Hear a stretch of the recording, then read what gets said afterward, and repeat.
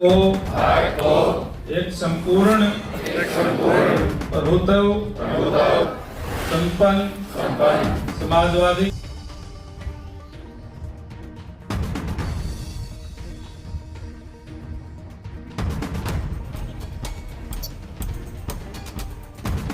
गणराज्य बनाने के लिए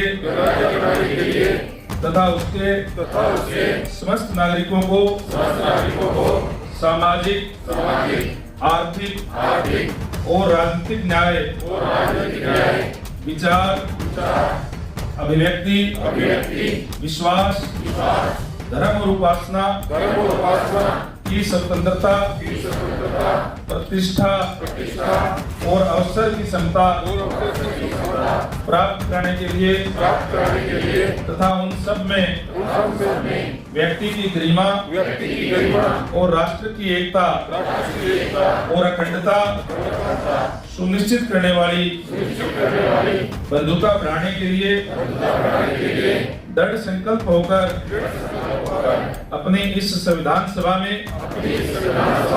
आज तारीख 26 नवंबर 1949 ईस्वी मिति मार्गशीर्ष शुक्ला सप्तमी संवत 2006 विक्रमी को एतद द्वारा इस संविधान सभा को अंगीकृत अधिनियमित और आत्मसमर्पित करते हैं। धन्यवाद। जय हिंद। बहुत बहुत बधाई देता हूँ। आज हम सब यहाँ पर संविधान दिवस मनाने के लिए इकट्ठे हुए हैं। वैसे तो हर साल 26 नवंबर का दिन देश में संविधान दिवस के तौर पे मनाया जाता है, लेकिन इस बार संविधान दिवस बहुत खास है, क्योंकि संविधान दिवस द्वारा सभा द्वारा संविधान अपनाए हुए आज 75 वर्ष पूरे हो गए हैं। ऐसे में हमारी भारत और हरियाणा सरकार द्वारा हर जिले में कई तरह के प्रोग्राम किए जा रहे हैं। इस बार हमारा संविधान हमारा स्वाभिमान अभियान चलाया जा रहा है। संविधान स्वाभिमान यात्रा निकाली जा रही है। अभी मैं डीसी साहब को बता भी रहा था, मेरे लिए तो ये दिन व्यक्तिगत तौर पे भी बहुत अहम है, क्योंकि 26 नवंबर 2019 को जब मैं पिछली बार एमएलए चुन करके आया, तो इसी दिन स्पेशल एक दिन का सेशन बुला करके मुझे डिप्टी स्पीकर बनाया गया था। इसी दिन पे दोस्तों, यह संविधान ही है जो हमें एक आजाद देश का, आजाद नागरिक की भावना का एहसास कराता है। संविधान के दिए मौलिक अधिकार हमारी ढाल बनकर हमें हमारा हक दिलाते हैं, वहीं इसमें दिए मौलिक कर्तव्य हमें हमारी जिम्मेदारी भी दिलाते हैं। हमारा यह देश जब 15 अगस्त 1947 को आजाद हुआ, तब हमारे पास अपना कोई संविधान नहीं था। संविधान के बगैर देश नहीं चलाया जा सकता था। इसलिए इसको बनाने के लिए एक संविधान सभा का गठन किया गया। देश के पहले प्रधानमंत्री पंडित जवाहरलाल नेहरू, डॉक्टर राजेंद्र प्रसाद, डॉक्टर बाबा साहेब भीमराव अंबेडकर, सरदार वल्लभ भाई पटेल, श्यामा प्रसाद मुखर्जी, मौलाना अब्दुल कलाम आजाद आदि सभा के प्रमुख सदस्य थे। संविधान की ड्राफ्टिंग समिति के अध्यक्ष डॉक्टर बी.आर. अम्बेडकर थे। इसलिए उन्हें संविधान निर्माता की भी कहा जाता है। यह संविधान 26 नवंबर 1949 को पूरा हुआ और फिर इसे अपनाया गया। इसके बाद 26 जनवरी 1950 को संविधान लागू हुआ। दोस्तों, आपको बताते हुए खुशी हो रही है कि इस साल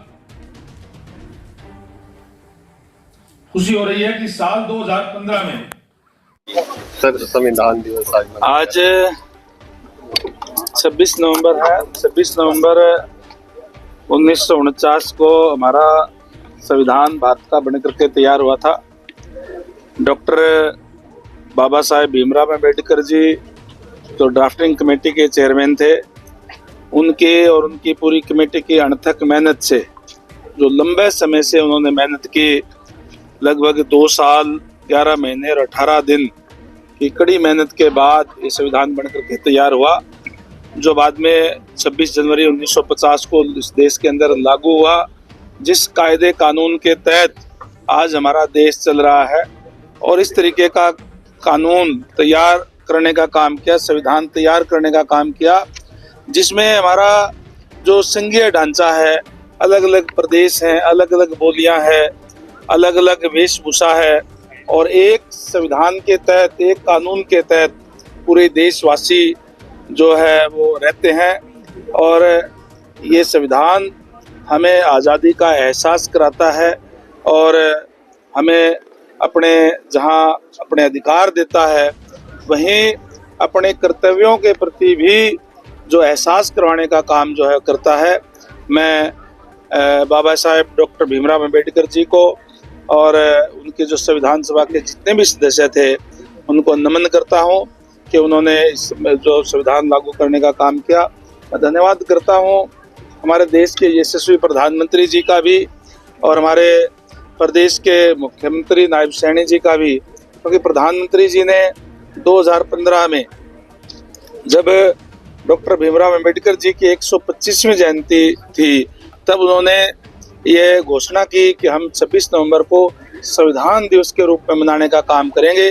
और आज हमारे मुख्यमंत्री माननीय नायब सैनी जी ने निर्णय लिया कि हम क्योंकि आज 75 साल हो गए हैं पूरे इस संविधान के निर्माण के हुए, तो पूरे आज के दिन हर जिले हेडक्वार्टर पे, और जिले हेडक्वार्टर नहीं बल्कि सब डिवीजन लेवल पर भी ये संविधान दिवस जो मनाया जा रहा है, और हमारी जो आने वाली पीढ़ी है उनको ये बताया जा रहा है कि किस तरीके से हमारे जो संविधान के निर्माता थे, उन्होंने किस तरीके से हमारा संविधान तैयार करने का काम किया, और किस तरीके से इस देश को आज़ाद कराने के लिए जो अनेक हमारे जो शहीद थे, उन्होंने कुर्बानियां देने के बाद फिर जो हमें आज़ादी मिली, फिर हमारा संविधान जो है अपना ये तैयार हुआ, जिसके तहत आज देश जो है चल रहा है। मंत्री महोदय जी, एक संविधान को बदलने की बड़ी चर्चा चल रही है, इस पे आप क्या कहना चाहते हैं? सर बाबा साहब, देखिए ये दुर्भाग्य है, मैं कहूँगा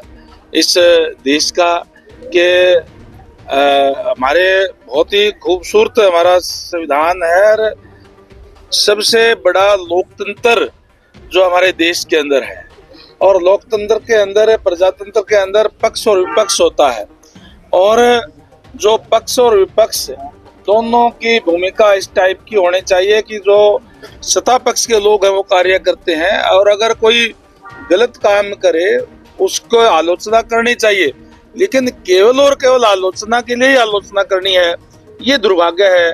आज कांग्रेस पार्टी जो है केवल और केवल, क्योंकि वो हम विपक्ष के अंदर है, हर में तो आलोचना ही करनी है, इस तरीके का भ्रमजाल जो आपने कहा, ये लोकसभा के चुनाव के अंदर भी फैलाने का काम किया था। लेकिन आज लोग जानते हैं, लोगों को अच्छी तरीके से पता है कि केवल और केवल उन्होंने भ्रमजाल फैलाने का काम किया था। लोग आज बात उनके नहीं मानते। उन्होंने अपने समय में किस तरीके से, जब 1975 के अंदर इमरजेंसी लगी थी, तो संविधान की धज्जियां उड़ाने का काम किया था, कि जो मेरे ख्याल से जितनी जुल्म और जातियां अंग्रेजों ने नहीं की, इतनी जुल्म और जातियां उन्होंने अपने समय में करने का काम किया था। सर बाबा साहब ने आरक्षण का हक दिया था पिछले। देखिए बीजेपी का बड़ा साफ स्टैंड है, जो आरक्षण की व्यवस्था बाबा साहब ने बना करके दी है संविधान के अंदर, उसको कोई समाप्त नहीं कर सकता। ये केवल और केवल विपक्षी लोग हैं, ये भ्रम का जाल फैलाने का प्रयास ये करते हैं। और हमने तो जिस तरीके से बाबा साहब ने एक व्यवस्था दी थी कि वंचित वर्गों को इसका लाभ मिलना चाहिए ताकि वो भी आगे आ सकें, आज जो शेड्यूल कास्ट है उसके अंदर भी जो डीएससी है, जो डिप्राइव्ड शेड्यूल कास्ट है, उनको भी सामाजिक न्याय देते हुए हमने जो उनसे वायदा किया था पहली कैबिनेट में ही उसके अंदर वर्गीकरण करने का काम किया है, ताकि जो अति पिछड़े हैं उनको भी उसका लाभ मिल सके। देखिए, भारतीय जनता पार्टी जो कहती है वो करती है। हमने अपने जो संकल्प पत्र है, हम घोषणा पत्र नहीं कहते, हम संकल्प पत्र कहते हैं। जो हम कहते हैं उसका संकल्प लेकर के उसको पूरा करते हैं। हमने जब भी आदरणीय नायब सैनी जी ने शपथ ली थी और पूरे मंत्रिमंडल ने शपथ ली, मंच से नीचे उतरने से पहले लगभग 26,000 युवाओं को बिना पर्ची बिना खर्ची के नौकरी देने का काम किया। घर बैठे बिठाए उनको सिलेक्शन लेटर मिले और आगे भी हमारा संकल्प है, ये प्रक्रिया निरंतर चलती रहेगी। और जो हमने कहा है कि 2 लाख युवाओं को हम रोजगार देंगे, पक्की नौकरियां देंगे, निश्चित तौर पर हम देंगे। हमने ये भी कहा था कि जो एचकेआरएन से लगे हुए हैं उनको जॉब की सिक्योरिटी देने का काम करेंगे। उनको जॉब की सिक्योरिटी देने का काम भी किया है, उनको कोई हटा नहीं पाएगा और उनकी तनख्वाह के अंदर भी बढ़ोतरी जो है वो होगी। अभी जो मेरे मित्र जो आरक्षण की बात कर रहे थे उसके अंदर उसकी व्यवस्था भी करने का काम करेंगे। लेकिन जो लगे हुए हैं उसके अंदर भी अगर हम देखें तो आरक्षण जितना बढ़ता है उससे ज्यादा परसेंटेज के हिसाब से ही लगे हुए हैं। एससी के जो साथी है वो शायद 20% आरक्षण है, लेकिन 28% लगे हुए हैं।